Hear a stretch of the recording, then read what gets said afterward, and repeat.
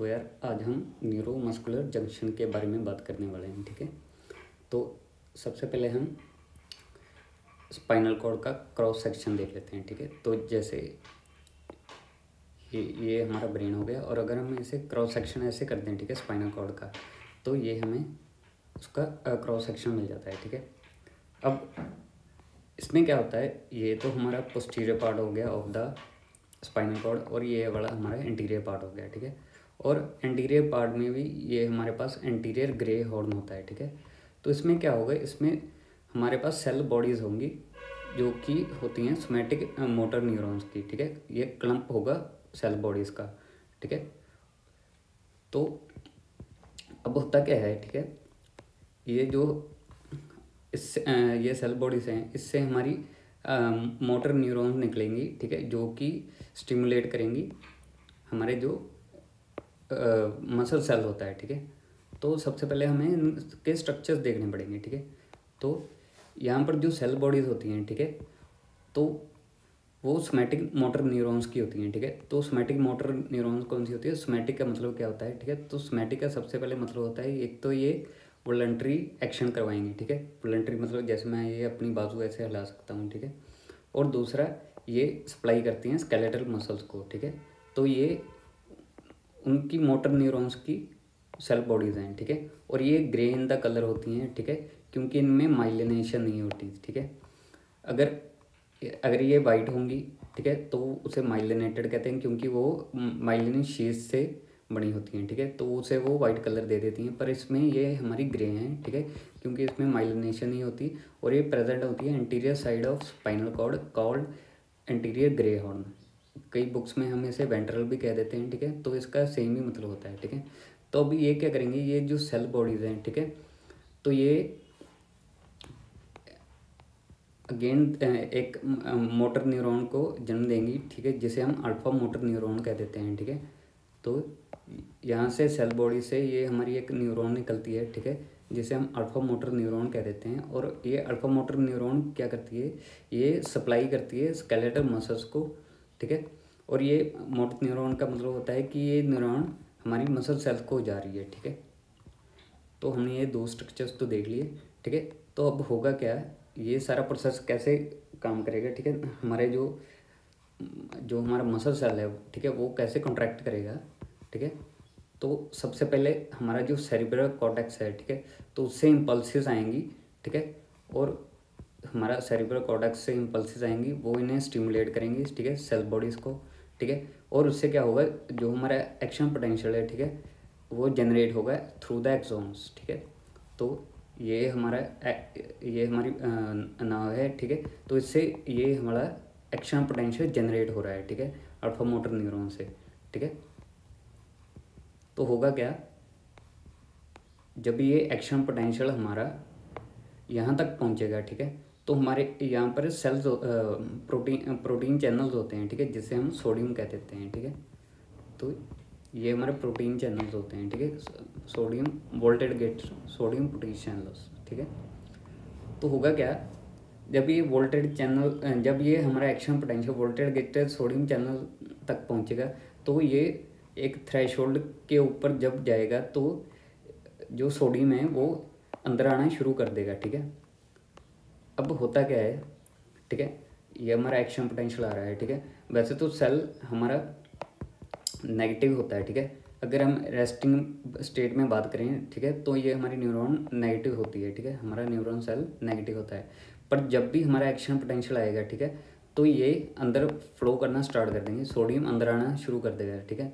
इससे क्या होगा, जो हमारी सेल की इलेक्ट्रोपोलैरिटी है, ठीक है, ये इलेक्ट्रोपॉजिटिव हो जाएगा। ठीक है, तो सेल हमारा रेस्टिंग स्टेट में तो हमारा सेल नेगेटिव होता है, पर जब सोडियम अंदर आएगा, ठीक है, सेल हमारा डीपोलराइजेशन कहते हैं इसे। ठीक है, डीपोलराइजेशन, तो सेल हमारा पॉजिटिव हो जाएगा, नेगेटिव से पॉजिटिव हो जाएगा। ठीक है, अब ये पॉजिटिव जो चार्ज होगा, ठीक है, तो ये अब नीचे आएगा। ठीक है, एक पोलैरिटी की वेव बन जाती है। ठीक है, तो इसे ये हमारा एक्सॉन टर्मिनल होता है, यहाँ इसे हम साइनेप्टिक बल्ब भी कह देते हैं। ठीक है, तो अब सोडियम अंदर आ गया, हमारा सेल पॉजिटिव होने लग गया। ठीक है, ये डीपोलराइजेशन वेव कहते हैं। ठीक है, तो ये अब यहाँ तक आने लग जाएगा, ठीक है, ये अक्रॉस द एक्सॉन टर्मिनल आने लग जाएगा, ठीक है। तो इसमें क्या होता है, अब जो हमारा पॉजिटिव चार्ज है वो एक्सॉन टर्मिनल तक आ जाता है, ठीक है। तो इसमें क्या होता है, जो हमारे कैल्शियम के चैनल्स होते हैं, ठीक है, हमारे यहाँ पर कुछ कैल्शियम के चैनल्स होते हैं जो कि ये भी वोल्टेज गेटेड ही होते हैं, ठीक है।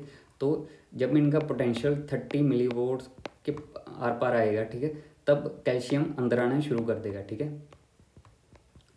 अब कैल्शियम अंदर आना शुरू कर देगा, ठीक है, कैल्शियम फ्लड्स इन, ठीक है।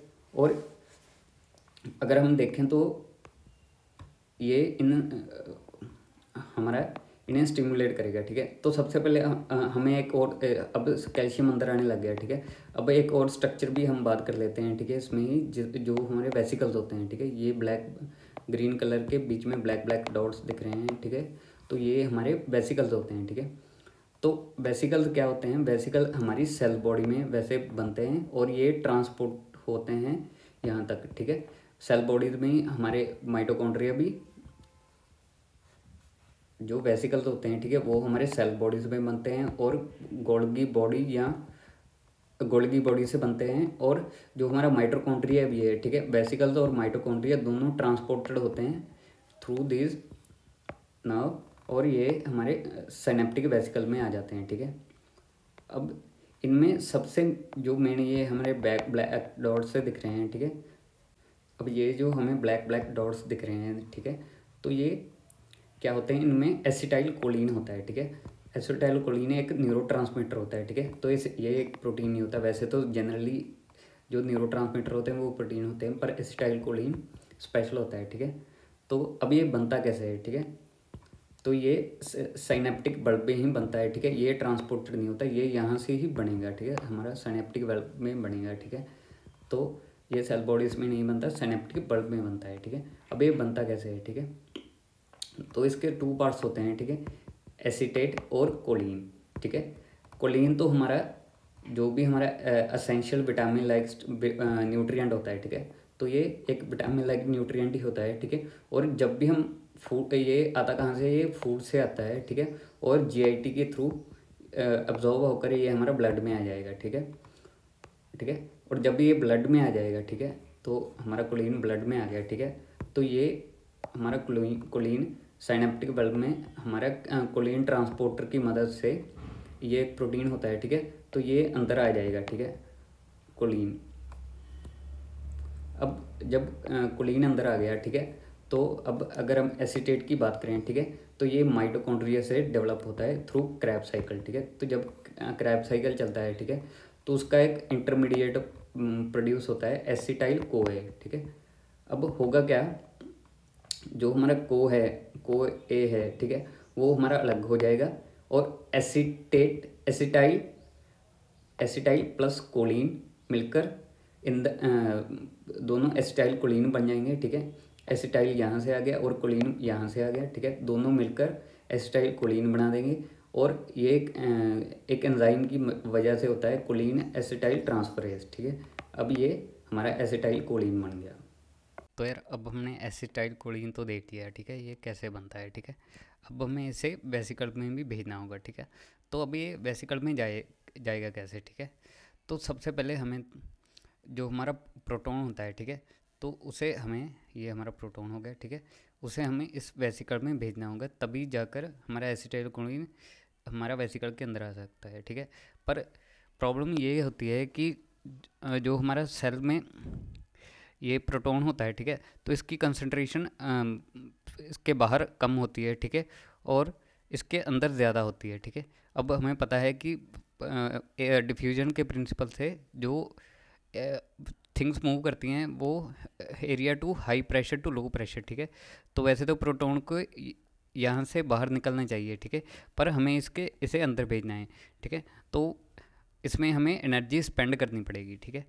So we have to pump proton inside the cell as proton concentration is high in